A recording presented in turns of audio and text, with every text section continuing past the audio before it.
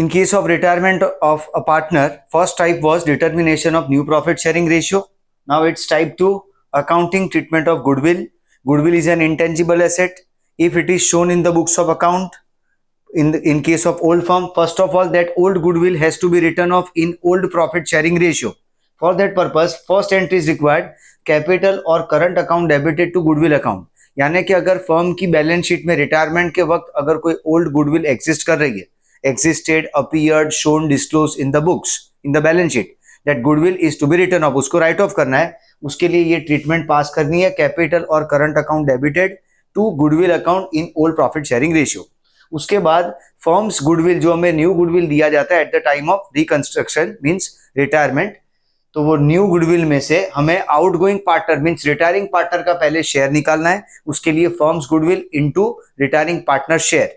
अगर कोई partner sacrifice कर रहा है, जैसे हमने यहाँ पे केस लिया है ABCD 4 पार्टनर है, जिसमें से D रिटायर हो रहा है और C कुछ सेक्रीफाइस कर रहा है, D का होल शेयर और part of C share is entirely gain by A and B, तो हमें इनका गेनिंग रेशियो निकालना पड़ेगा, क्योंकि A and B gaining partner से उनका गेनिंग रेशियो निकालेंगे. और फिर एंट्री, पहले यहाँ पे कैलकुलेशन, रिटायरिंग पार्टनर के शेयर जितनी गुडविल यानी firm's goodwill into share of retiring partner, sacrificing partners share जितनी goodwill means firms goodwill into sacrificed share. उसके बाद एंट्री पास करेंगे, गेनिंग पार्टनर्स कैपिटल और current account debited, gaining partners यानी A and B, gaining partners capital और current account debited to retiring partner means D's capital और current account and to sacrificing partner means C's partner C's capital और current account. इस तरह से goodwill की entry pass करनी है. तो ओल्ड गुडविल ओल्ड रेशियो में एंड न्यू गुडविल में से गेनिंग रेशियो में हमें एंट्री पास करनी है. उसके प्रैक्टिकल क्वेश्चन से, ये क्वेश्चन में 4 पार्टनर है RMNY. RMNY, there are 4 partners, their old profit sharing ratio is 2:2:1:1, 2:2:1:1. New ratio, M retire हो रहा है, new ratio is 1:1:1 and goodwill is valued means firms goodwill is valued at 90,000 at the time of retirement of partner M. तो first of all हमें check करना होगा, यहाँ पे RN और Y का ओल्ड रेशियो 2:1:1 है इंटरनल प्रपोर्शन, और उनका न्यू प्रपोर्शन है 1:1:1, तो वो दोनों सेम नहीं है. सेम नहीं, इसलिए हमें गेन का कैलकुलेशन करना है. जब ये इंटरनल प्रपोर्शन सेम होता है, इंटरनल प्रपोर्शन सेम होता है तो गेनिंग रेशियो भी वही आता है, लेकिन यहाँ पे डिफरेंट होने की वजह से हम गेन रेशियो का पहले कैलकुलेशन करेंगे. गेन की फॉर्मूला है new minus old. Partner R के लिए न्यू शेयर है 1/3, N के लिए भी 1/3 और Y के लिए भी 1/3, minus their old share respectively 2/6, 1/6 and 1/6. Calculation करने पे ये दो पार्टनर N और Y गेन कर रहे हैं, 1/6 उनका गेन है दोनों का, और R न्यूट्रल पार्टनर है, उसका कोई गेन नहीं है, यानी ये दो ही गेनिंग पार्टनर है. तो फर्म की गुडविल जो है 90,000, उसमें से पहले हम M का शेयर, जो रिटायरिंग पार्टनर है M का शेयर निकालेंगे. 90,000 इंटू 2/6, 30,000 उसकी अमाउंट आएगी. 30,000 को गेनिंग रेशियो में N's capital account debit, Y's capital account debit to M's capital account 30,000. इस तरह से ये एंट्री पास करेंगे. नेक्स्ट क्वेश्चन में 3 पार्टनर है A1, A2 एंड K. उनका ओल्ड प्रॉफिट शेयरिंग रेशियो है 4:3:2. रिटायरमेंट हो रहा है पार्टनर A2 का, और new profit sharing ratio A1 और K का रहेगा 5:3. A1 और K का रहेगा न्यू प्रॉफिट शेयरिंग रेशियो 5:3. अब यहां पे हमें A2 का शेयर ऑफ गुडविल दिया है, ध्यान से समझना है. A2 का शेयर ऑफ गुडविल दिया है 7,200, जो रिटायरिंग पार्टनर है.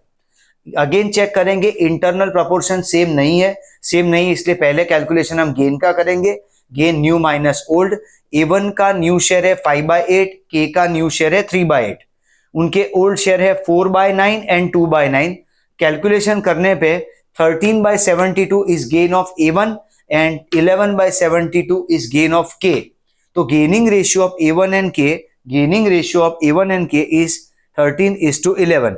अब सिचुएशन क्या है, हमारे पास रिटायरिंग पार्टनर का शेयर ऑफ गुडविल है, उसमें से हमें फर्म का टोटल गुडविल निकालना है. फर्म का टोटल गुडविल निकालना है. 3/9 के लिए अगर उसका शेयर 7,200 है, 3/9 शेयर है उसका, उसके लिए उसका गुडविल का अमाउंट है 7,200, तो 1 के लिए फर्म का टोटल गुडविल होगा 21,600. अब क्वेश्चन आया कि हमने फर्म का टोटल गुडविल क्यों निकाला, क्योंकि ये फर्म का ओल्ड गुडविल है, अपीयर्ड डिस्क्लोज गुडविल है. तो फर्स्ट ऑफ ऑल गुडविल को राइट ऑफ करने की एंट्री करनी पड़ेगी. तो राइट ऑफ करने के लिए हमने पहले फर्म की टोटल गुडविल को फाइंड आउट किया है। अब A1 A2 K2 goodwill, A1 A2 K2 goodwill old profit sharing ratio में हम एंट्री पास करेंगे। अमाउंट है 21,600 फर्म की टोटल गुडविल, ओल्ड PSR है 4:3:2, तो रिस्पेक्टिवली अमाउंट हर एक पार्टनर के लिए 9,600 for A1, 7,200 for A2 and for K it's 4,800। तो पहला पार्ट हमें गुडविल राइट ऑफ करना है, पर ध्यान रखना आउटगोइंग पार्टनर का शेयर दिया है जिसमें से हमें फर्म की टोटल गुडविल निकालनी है। ये इसलिए करना पड़ा क्योंकि goodwill is already shown in the books disclose, तो first requirement is to write off. अब मार्जिनल एंट्री जो पास करनी है रिटायरिंग पार्टनर के शेयर की गुडविल जितना। अब यहाँ पे एक एजम्पशन आता है कि फर्म की ओल्ड गुडविल और new goodwill means revalued goodwill ये दोनों सेम है, तो उसका शेयर ऑलरेडी अपने पास है 7,200 और गेनिंग रेशियो हमने फाइंड किया है A1 और K का 13:11, तो गेनिंग रेशियो में 7,200 के लिए हम एंट्री पास करेंगे तो 3,900 एंड 3,300। नेक्स्ट क्वेश्चन में तीन पार्टनर A एंड Y है, 3:2:1 उनका ओल्ड प्रॉफिट शेयरिंग रेशियो है, न्यू रेशियो 1:2 है, goodwill is valued at 45,000। Goodwill is valued means old नहीं है, ये अभी वैल्यूएशन हुआ है at the time of reconstruction, यही न्यू गुडविल है। तो फर्स्ट ऑफ ऑल हम यहाँ पे इंटरनल प्रपोर्शन को चेक करेंगे, तो 3:2 और 1:2 है, इसलिए यहाँ पे भी हमें गेनिंग रेशियो निकालना होगा, इसलिए हम गेन का कैलकुलेशन कर रहे हैं। तो न्यू माइनस ओल्ड, ए का ओल्ड शेयर 1/3 और ए का न्यू शेयर 1/3 और एन का 2/3 है और उनके ओल्ड शेयर 3/6 एंड 2/6 है।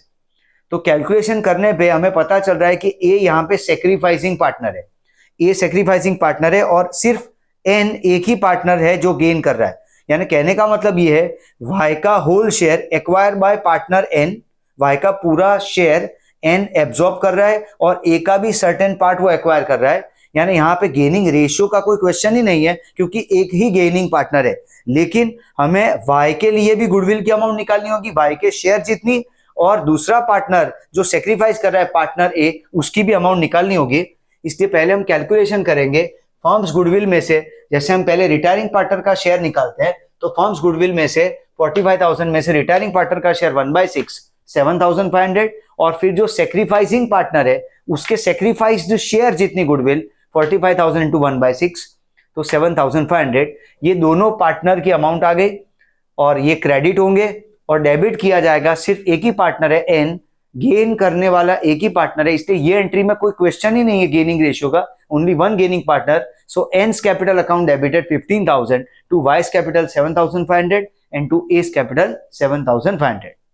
उसके बाद के क्वेश्चन में तीन पार्टनर एस एच जे में ओल्ड PSR 4:3:1 है, एच रिटायर हो रहा है, बट क्वेश्चन की इंफॉर्मेशन ये है कि एच के शेयर को डिसबर्स करने के लिए 1,20,000 रुपए की जरूरत है, जिसमें से एस का कंट्रीब्यूशन 70,000 है और जे का कंट्रीब्यूशन 50,000 है। तो इनडायरेक्टली हमें गेनिंग प्रपोर्शन दे दिया है 7:5। Gaining ratio is given between S and J that is 7:5।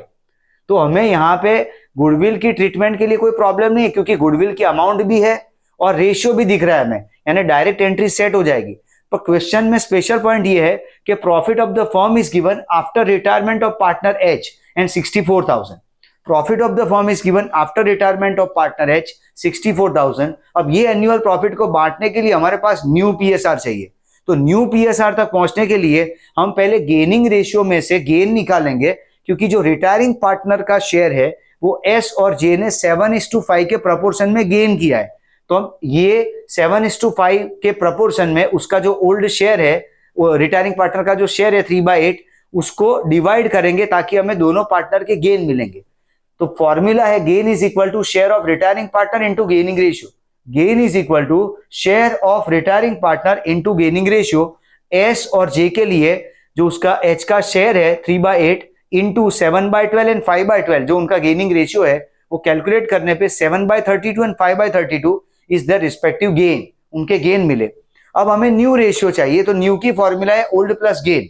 New share की फॉर्मूला है ओल्ड शेयर प्लस गेन। तो ओल्ड शेयर है 4/8 1/8 और उनके गेन है 7/32 एंड 5/32।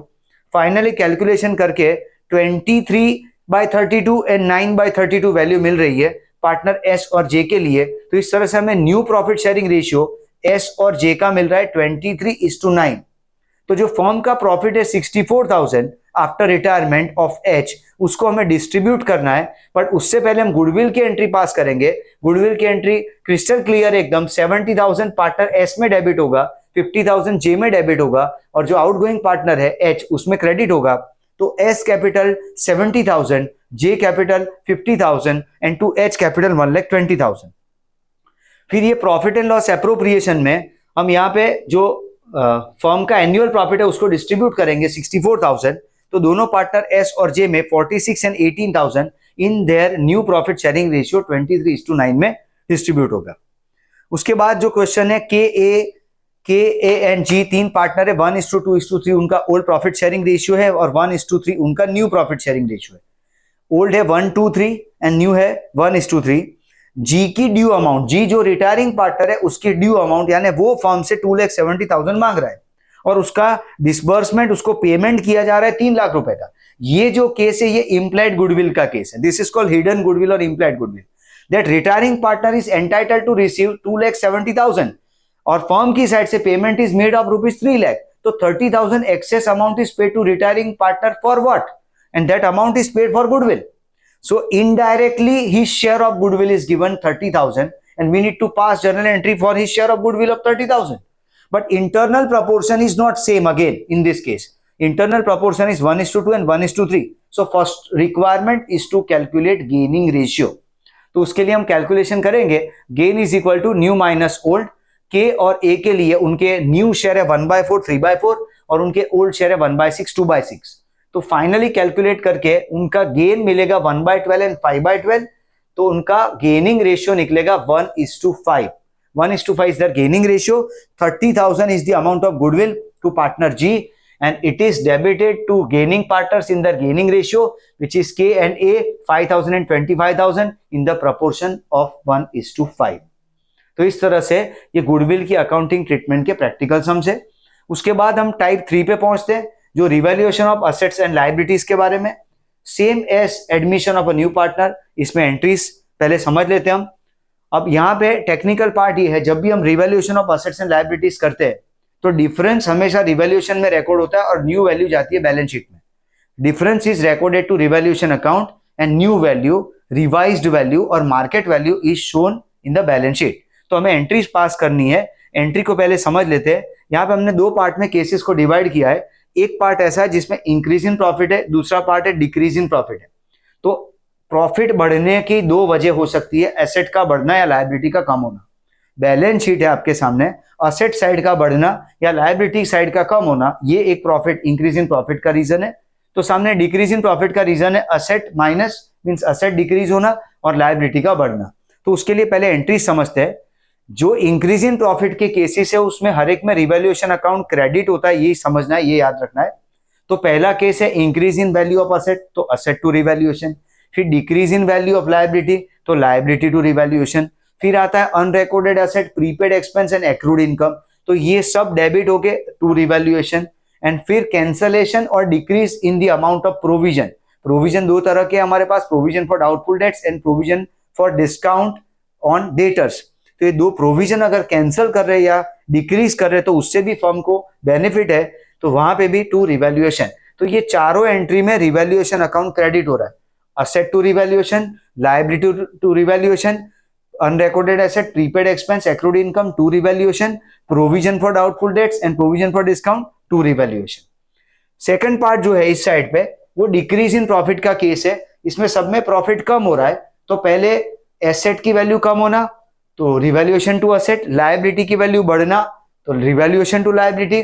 फिर unrecorded liability, outstanding expense and income received in advance के लिए वो सब के लिए revaluation account debit to unrecorded liability to outstanding expense and to income received in advance. For creation और increase in the value of provision, revaluation account debited to provision for doubtful debts and to provision for discount reserve. इस तरह से ये चार entry increase in profit की है, ये चार एंट्री डिक्रीज इन प्रॉफिट की है। और हमेशा रिवैल्यूएशन अकाउंट में जो डिफरेंस आता है मार्जिनल वैल्यू एसेट लायबिलिटी में, जो इंक्रीज डिक्रीज है उसी को हम शो करते हैं और उसके बाद रिवैल्यूएशन अकाउंट को क्लोज किया जाएगा। Closing entry for revaluation account, revaluation account को क्लोज करने के लिए उसका टोटल करेंगे। If credit side total is more then debit side difference is stressed on the debit side and it is known as revaluation profit. Credit side total is more than debit side, difference is extracted on the debit side known as revaluation profit. Entry is revaluation account debited to partners capital or current account. अगर loss आया तो loss किस तरह से आएगा, revaluation account debit side total is more than credit side, तो difference is extracted on credit side, it is known as revaluation loss. Entry is capital और current account debited to partners to revaluation account. ये entry जो हम pass कर रहे हैं revaluation account की closing entry, वो याद रखना है हमेशा ओल्ड प्रॉफिट शेयरिंग रेशियो में आएगा. रिवैल्यूएशन प्रॉफिट और loss is distributed among partners in old profit sharing ratio. अब इसका एक प्रैक्टिकल क्वेश्चन है. इस क्वेश्चन में 3 पार्टनर है आर एल बी और उनका ओल्ड प्रॉफिट शेयरिंग रेशियो है 2:2:1. हमें सर्टेन एसेट्स लायबिलिटीज में या प्रोविजंस में रिवैल्यूएशन पूछा गया है and we are asked to prepare revaluation account after passing necessary journal entries.